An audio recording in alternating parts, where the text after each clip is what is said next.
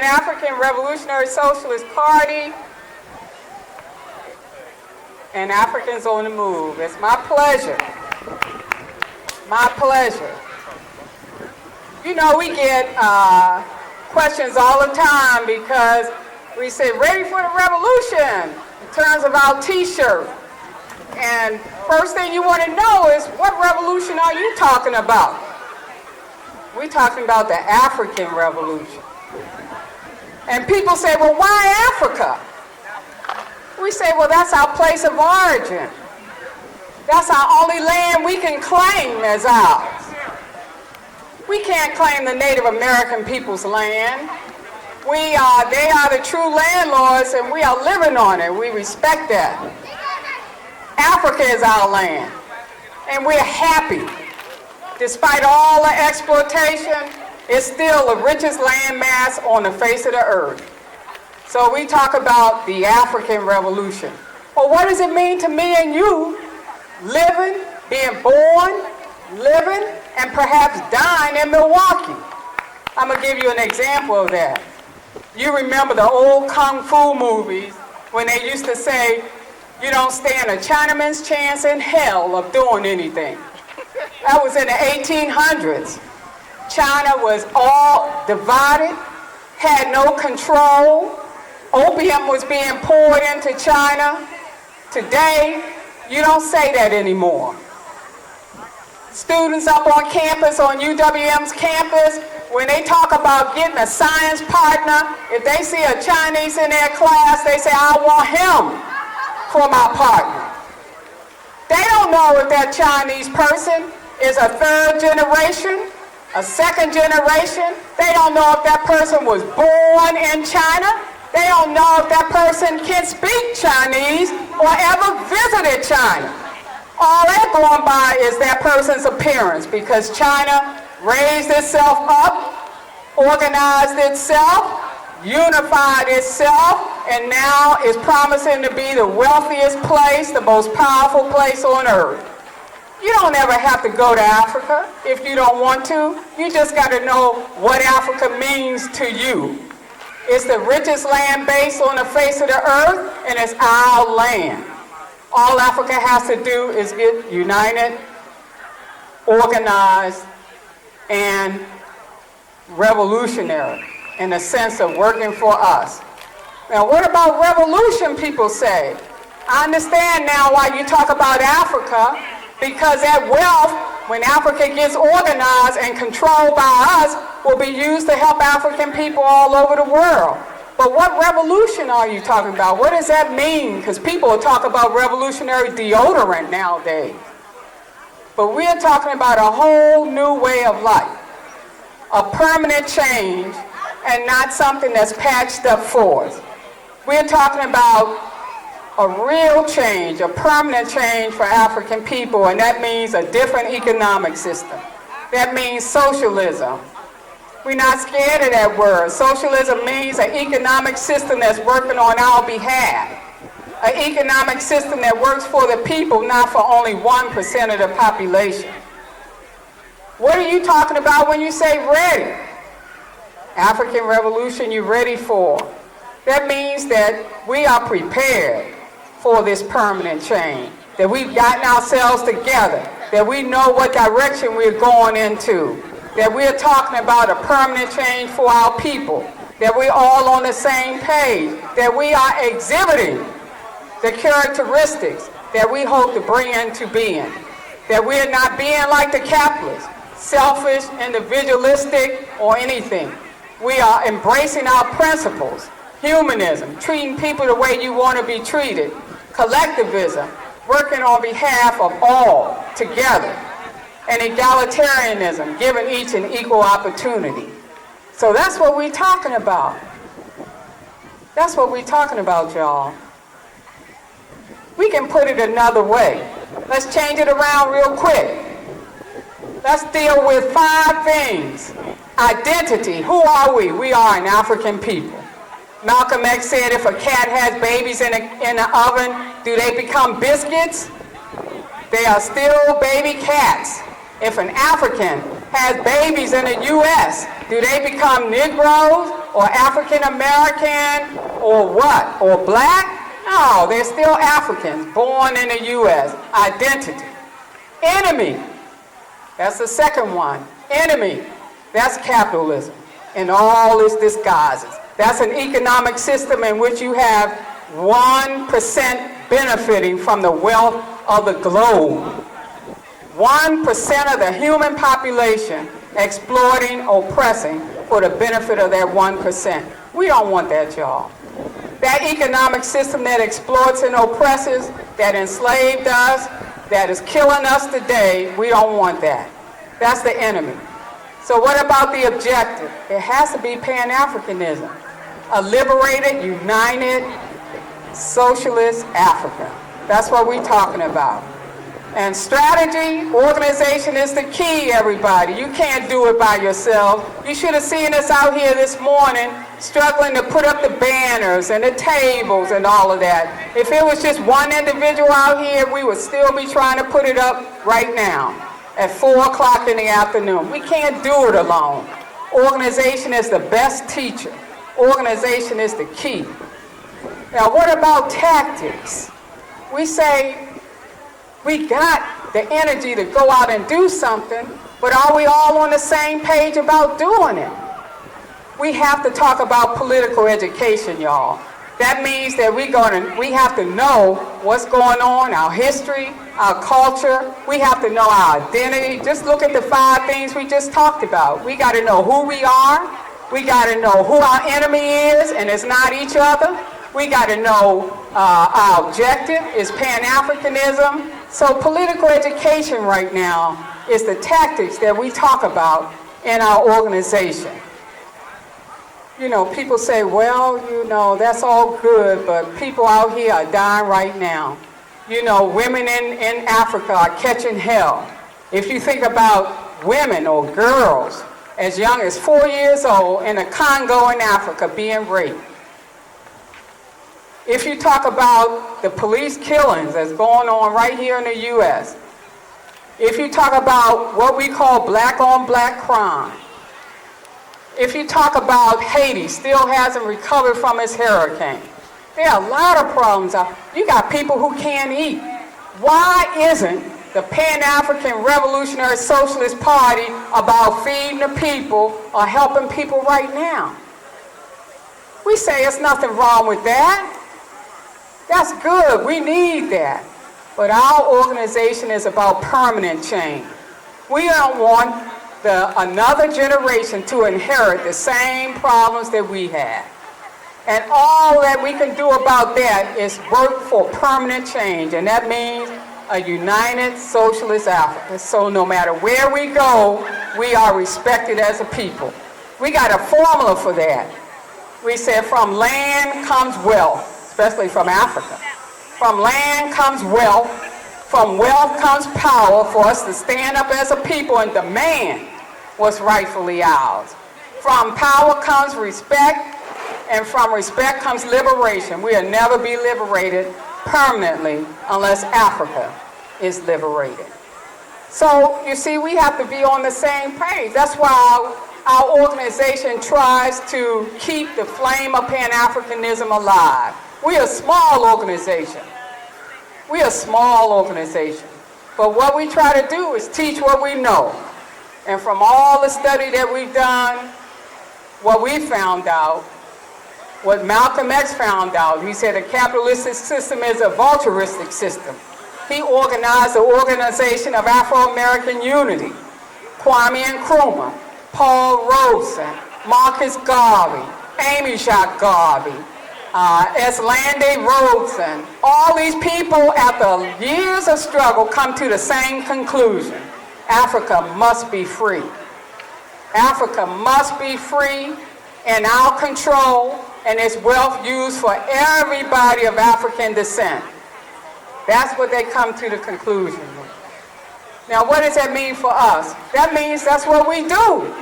That's why we out here today. We just want to share what we've learned, share what we know. That's why we do those programs that Brother Terrence mentioned to you. That's why we do the Watoto Uhuru Shule, because we don't want to wait until you're 30 years old for you to find out what Africa means to you. So we take the children from 2 years old to 18 years old. They graduated from Watoto, just like they graduate from King or Riverside or any other school. They graduate from Watoto and go on off to college, hopefully with that knowledge to use on behalf of their people. It's a free school, y'all, so I hope y'all join us. That's what we do. When we wake up, that's what we do. When we go to sleep, that's what we think about. And that is sharing the information that we've learned about why Africa is important to us as African people. That's very important, y'all. The other thing that I want to talk about is the second part, real quick, of our theme, and that's the role of women. The minister so wonderfully dealt with that subject, so it doesn't need much more from me. But I'd like to say this. We can't win with over 50% of our population oppressed. We can't win with African men exchanging places with the capitalist boss man. You know, let me say this. Racism is something we can all get on target with, right? Capitalism, the exploitation of our labor, is something we can all get on the ball with. But gender oppression benefits men, I don't care what color they are. And until we learn that we can't imitate our boss man on whatever he embraces, then we can't win. So that means that we have to start dealing with sisters in an egalitarian way. What's good for the goose is good for the gander. Right? We know that.